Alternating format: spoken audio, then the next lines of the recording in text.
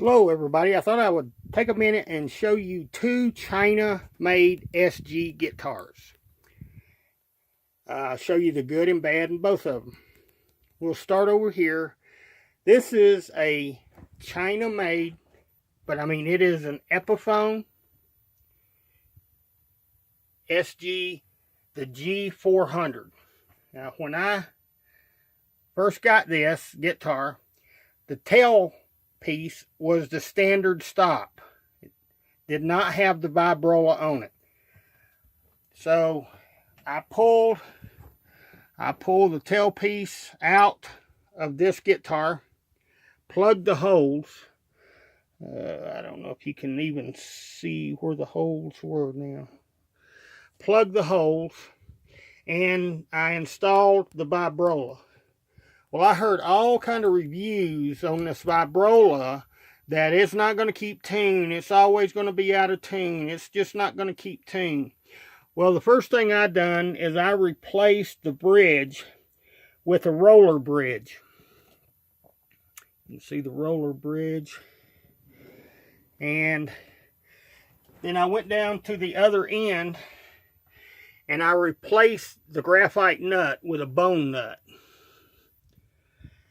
And once I got them items put on there, nothing more than just a roller bridge and a bone nut with the vibrola, I have whaled away, shredded this guitar, and I have not had this guitar come out of tune one time. Not one time. Now you'll see the vibrola says Gibson on it. Well, the vibrola is a China vibrola. I got it on AliExpress. I think I give $97 for it, I think. And I have had absolutely no trouble with it. And this guitar does not come out of tune. The one thing I did add extra is I put a 5-ply pick guard on this guitar. The one that come on it, it was okay, but it just wasn't thick enough for me. So I did add a 5-ply to it. And I did, for the truss rod cover, I did add a new truss rod cover. So, and for the most part, I mean, I've done some other little stuff. You can tell here, these are gold and chrome. So I added the trim ring covers. But that's basically all I've done to it. Play it all the time. It does not give any trouble. Now, I said, man, you know what? That's so awesome. I'm going to buy one of these China-made Gibsons, right? This is a China-made Gibson here. It's the Tony Iommi. Okay, so I ordered this on AliExpress. I think I give $198 for it if I'm right about that. Got it here. First thing I said, you know what? I'm going to duplicate this one and I'm going to put a vibrola on this Tony Iommi. That would just look awesome. Started measuring. It would not go on here. The vibrola would stick out about 1/8 of an inch beyond the body. So I'm going to try to stand up here so you can see.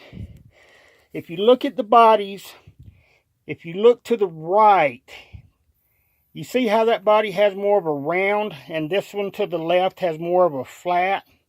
Yeah, it won't do it. I mean, it will if you're okay with it hanging off the ass end of the guitar.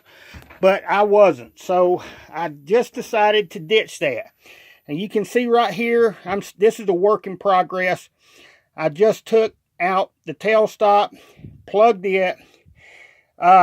These two control knobs right here was so far forward that this knob was overlapping the ring right here for the rhythm and treble. It was overlapping.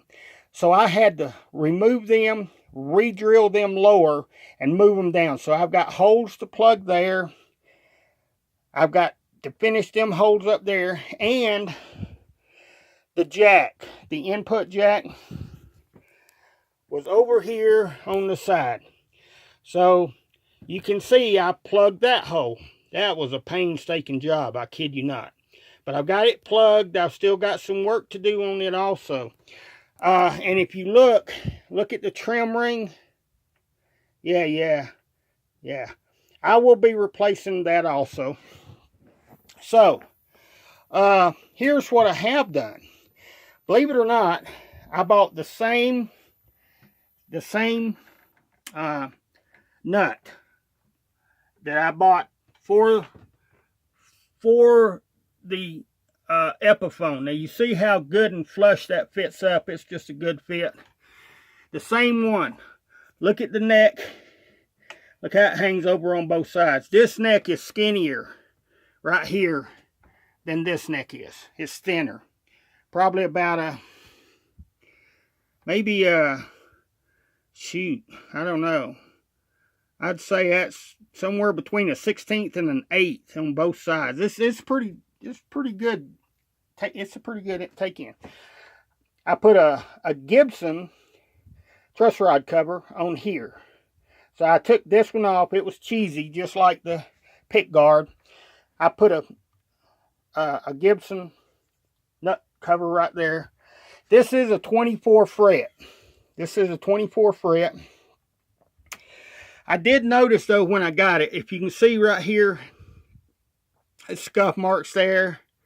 The scuff marks there. If I can get the right angle, there's some scuff marks up here on the finish. I'm not sure that that's going to buff out. You can see right there. I'm not sure that'll buff out. Doesn't matter. I'm going to be wanging it away anyway. And I went ahead and replaced, just like on the Epiphone, the covers here. But I have not yet replaced the bridge. I had thought about going ahead and putting a roller bridge on here also, just like I did on the Epiphone. The reason why I haven't yet is because what I've done was I just wasn't happy. It doesn't look full enough with the standard stop on it.